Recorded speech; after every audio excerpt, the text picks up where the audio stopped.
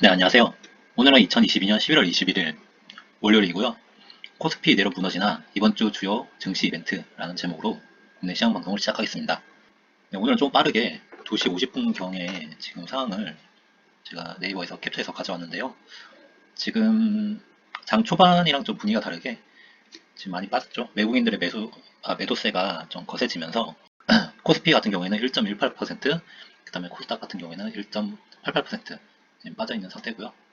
지금 방송을 킨 시간이 15시 14분인데요. 여전히 큰 반등 없이 그대로 이렇게 장이 마감될 것 같습니다.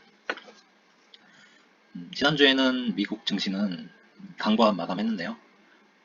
지난주 내내 이제 연준의 주요 인사들의 긴축을 이제 시사하는 발언들이 이어졌죠. 연준의 긴축 우려에도 그래도 금요일 시장은 잘 버티는 하루였고요. 이제 앞으로 있을 뭐 미국 증시는 어떻게 되느냐 관련해서 여러 가지 전망들이 나오고 있는데요.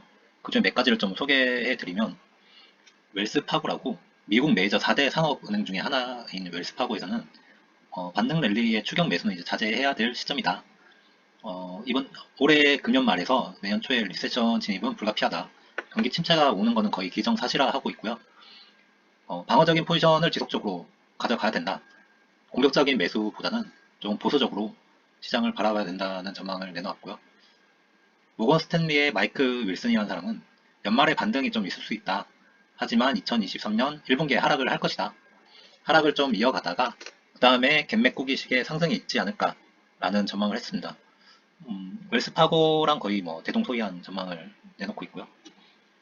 그 다음에 미국 펀드 매니저 92%가 내년에 스태그플레이션에 빠질 것이다 라는 전망을 하고 있는데요. 내년에 그 경기 침체는 어쩔 수 없이 올 것이다 라는데 이제 모두가 좀 동의하고 있다.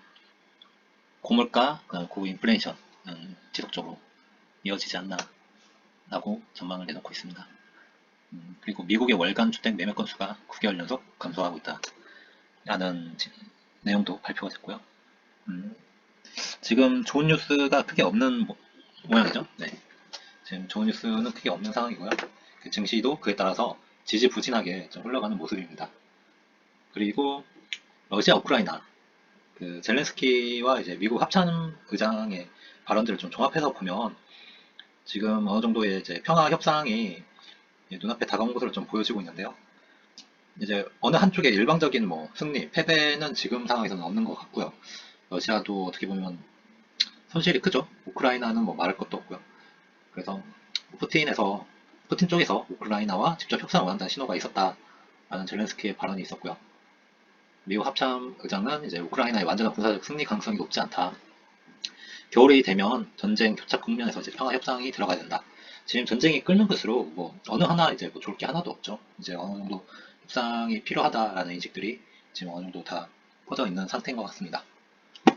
네, 국내 정치는 앞서 말씀드린 것처럼 코스피도 마찬가지고 코스닥이 오늘 좀 하락이 심했는데요. 제가 일전에 코스피의 그 지수 방향성에 대해서 한번 언급드렸던 적이 있는데요. 지난주죠. 11월 16일 날 코스피 같은 경우에는 2540선에 이제 도달 못하고 요거 그 다음 고점이죠. 2540선까지는 좀 무리가 있다. 지금 전체적으로 봤을 때 상승 에너지가 좀 고갈된 것으로 보인다. 그래서 2410, 2350 라인으로 이제 단기적인 하락이 보여진다라고 얘기를 좀 드렸는데 오늘 역시나 2540선까지는 역시 못 갔고 2500선 라인까지 찍고 이제 2470선 선에서 이제 행보를 하다가 2410 라인까지 이제 하락을 한 모습인데요. 제가 봤을 때는 역시나 단계적 하락이 계속적으로 좀 이뤄질 것 같고요. 그러면 어디까지 하락을 보느냐? 저의 희망사항은 2350까지 떨어졌으면 좋겠다. 하지만 좀 그렇게 좀 계속 추세가 이 반등을 좀 하기 어려운 상황이면 아무래도 요 다음 라인이죠. 2280선. 요 구간 안으로 들어오지 않을까라는 생각도 조심스럽게 좀 해봅니다. 그래서 12월 FOMC 전까지 좀 수급이 말라버린 상황이고 지금 전체적으로 반등을 이끌 만한 모멘텀이 부재한 상황이기 때문에 2450선까지는 하락을 이어가지 않을까라고 생각이 들고요.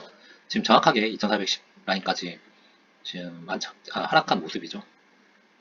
네, 지금 시간이 15시 20분, 15시 20분이고요. 지금 2417포인트, 코스피는 2417포인트로 제가 마감을 할 것 같고요. 코스닥도 이제 1.75% 하락한 719포인트로 장을 마감할 것 같습니다. 그래서 이번 주는 오늘 중국의 LPR이라고 이제 기준금리죠. 중국의 기준금리가 발표될 예정이고요.